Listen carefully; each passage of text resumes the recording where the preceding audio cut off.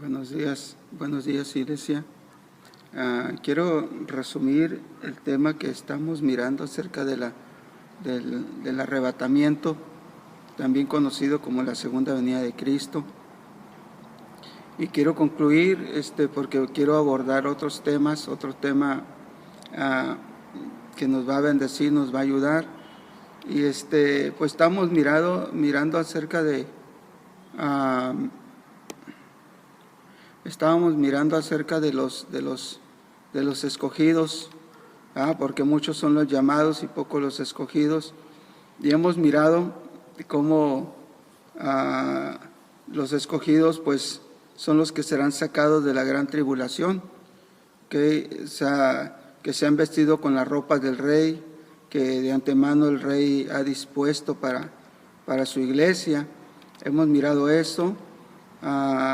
Hemos mirado lo que el apóstol Pablo, ahí es donde nos quedamos, en Efesios 5:25 al 27, donde Pablo dijo: maridos, amad a vuestras mujeres, así como Cristo amó a la iglesia y se entregó a sí mismo por ella, para santificarla, habiéndola purificado en el lavamiento del agua por la palabra, a fin de presentársela a sí mismo una iglesia gloriosa, que no tuviese mancha ni arruga ni cosa semejante, sino que fuese santa y sin mancha.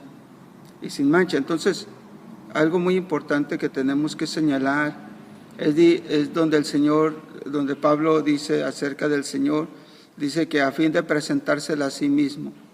Las vestiduras, la manera de hacer las cosas no es como yo, como usted, como alguien piensa, sino las vestiduras Él las proporciona, Dios las proporciona. No es vivir mi vida cristiana como yo quiero, sino es vivir mi vida cristiana como Él me va indicando, me va haciendo ver las cosas. Por eso dice presentársela a sí mismo. Una iglesia gloriosa, una iglesia que no tuviese mancha, ni arruga, ni cosa semejante, una iglesia que fuese santa. Y esto es muy, muy importante, una iglesia santa. ¿Por qué? Porque hoy en la actualidad se juzga mal lo que es la santidad, se hace un sentir muy religioso. Entonces la palabra santa, hagios, fundamentalmente significa separados, que entre los griegos significa dedicados a los dioses, la palabra santa. Y por ello las Escrituras, en su sentido moral y espiritual, es separado del pecado y por lo tanto consagrado a Dios. Es la palabra santa. Entonces, el Señor está preparando una iglesia santa, una iglesia separada del pecado y totalmente consagrada para Él. Entonces nos damos cuenta que los escogidos serán sacados de la gran tribulación, pero es una iglesia que Cristo está preparando para Él mismo, y es una iglesia acepta, vivir en separación, en santidad, ante lo que estorbe. Entonces hay cosas que a nosotros nos estorban y que nosotros debemos de saber que hay que separarnos de esas cosas, moralmente, personalmente, en nuestra mente, en la sociedad, en nuestras amistades. Siempre ha habido una separación cuando Dios ha querido arreglar algo, desde un inicio de las cosas. En Génesis, ¿se acuerda? Él tuvo que separar la luz de las tinieblas y hubo una separación. Entonces, ¿cuándo ocurre la vida consagrada o separada? Cuando se tiene el sentido quién es. Cuando tú tienes el sentido de quién eres, entonces tú vas a vivir una vida consagrada, una vida separada, una vida en santidad. Cuando tú sabes quién es. Cuando tú no sabes quién eres en Dios, entonces no te va a importar cómo vivir. Que hoy se tiene el sentido de ser llamados, ser del montón, pero no de los escogidos. Entonces hoy pensamos, no, soy cristiano y con eso basta, voy a la iglesia, ya recibí a Cristo y con eso es suficiente. Y ese es el sentido de los llamados, de los del montón. Pero acuérdense que hay escogidos. Entonces, ¿qué es lo que nosotros somos? Entonces podríamos hablar mucho de las separaciones que la vida como escogidos se nos pide para examinar cada uno de ellos, pero eso estaría bien que usted lo estudiara porque en la Biblia habla de muchas separaciones. Jesucristo dijo, si tu ojo es ocasión de pecar, quítalo de ti, échalo de ti, mejor te es entrar con un solo ojo en la vida eterna y no con los dos ojos en el infierno y siendo atormentado. Entonces hay muchas cosas que se nos pide, de separaciones y que deberíamos estudiar. Él lo dice que una iglesia sin mancha. La palabra mancha pareciera que es la misma palabra que anteriormente Pablo menciona, que no tuviese mancha. La palabra espilos, una mancha. Pero la palabra mancha con la cual cierra Pablo, esta palabra mancha significa ámomos. Eso significa sin defecto.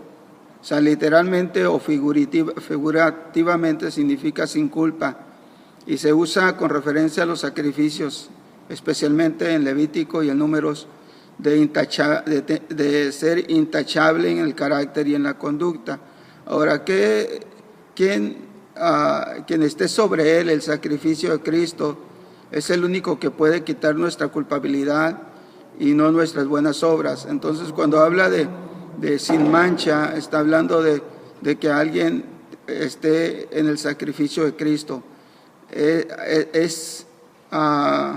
O sea que hay manchas que usted tiene que quitar y hay manchas que solo la sangre del sacrificio quita. Entonces hay manchas que usted y yo personalmente quitamos, pero hay manchas que el Señor quita. Entonces nos damos cuenta que los escogidos que serán sacados de la gran tribulación es la iglesia que Cristo está preparando para Él mismo, y es una iglesia que acepta vivir en una separación, o sea, en santidad, ante lo que estorbe, y está siendo limpiada de toda mancha por el sacrificio de Cristo en la cruz del Calvario. Y cierra diciendo Mateo, que es el verso 22 del capítulo 24 que estamos estudiando: si aquellos días no fueran acortados, nadie sería salvo, mas por causa de los escogidos, aquellos días serán acortados. Entonces la palabra cortados, aunque ya la estudiamos mucho tiempo atrás, colobo, nos hace notar amputar, mutilar, recortar, acortar. Ya miramos un poco acerca de esto, pero donde dice que aquellos días serán acortados, pero literalmente, ¿acaso Dios acorta los días literalmente, o a veces los utilizamos como una manera simbólica de acortarlos, que van a pasar rápido los días? Bueno, hay puntos de referencia en la Biblia, como Josué, donde dice el capítulo 10, verso 13 y 14, y el sol se detuvo y la luna se paró hasta que la gente se hubo vengado de sus enemigos. ¿No está escrito esto en el libro de Jacer? Y el sol se paró en medio del cielo y no se apresuró a ponerse casi un día entero, y no hubo un día como aquel, ni antes ni después de él, habiendo atendido Jehová la voz de un hombre, porque Jehová peleaba por Israel. Entonces este milagro es claramente un fruto del gran poder de Dios y una respuesta a la oración de Josué, quien habla directamente al sol y a la luna, los cuales le obedecen, por supuesto, al mandato de Dios. La prolongación del día permite a Israel entonces vengarse de su enemigo. Entonces nos damos cuenta que Dios aquí prolongó el tiempo, que aquel tiempo fue prolongado. Pero en Isaías capítulo 38, verso 8, dice que yo haré volver la sombra por los grados que ha descendido con el sol en el reloj de Acaz, 10 grados atrás, y volvió el sol 10 grados atrás, por lo cual había ya descendido. Entonces se le dio a elegir a Ezequías, estamos hablando aquí de Ezequías, si quería que la sombra avanzare o retrocediere 10 grados. Entonces a lo que él respondió, pues, que es cosa liviana, un milagro, o sea, menos decisivo, el que la sombra descienda, continuara su curso o se adelantara, siguiendo el curso acostumbrado, 10 grados. Así, pero que retrocediera 10 grados, pues eso sería difícil. Entonces, de consiguiente, Isaías clamó a Jehová para que así se hiciera, que retrocediera. Entonces aquí el tiempo retrocedió, que en Josué se prolongó y Isaías en el evento del rey Ezequías se retrajo. Entonces cuando describe lo que sucedería en el tiempo de la gran tribulación, puede ser entonces tomado de una manera literal, los tiempos serán acortados. Y aquellos días, dice, si aquellos días no fueran acortados, nadie sería salvo, mas por causa de los escogidos, aquellos días serán acortados. Esto sucede entonces previo al arrebatamiento. Entonces, previo al arrebatamiento hay un recorte de tiempo. Entonces, mientras todo este escenario está ocurriendo por el arrebatamiento, hay un personaje que va a surgir.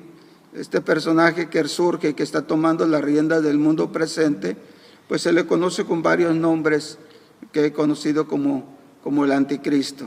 Y es aquí donde quiero hacer una pausa y donde quiero que más adelante estudiemos un poco acerca de este personaje que antes del arrebatamiento pues ya está en acción, ¿ok? Entonces, así concluyo este tema y después damos seguimiento, ¿ok? Para dar pie a otro tema también que quiero compartir con usted. Bendiciones.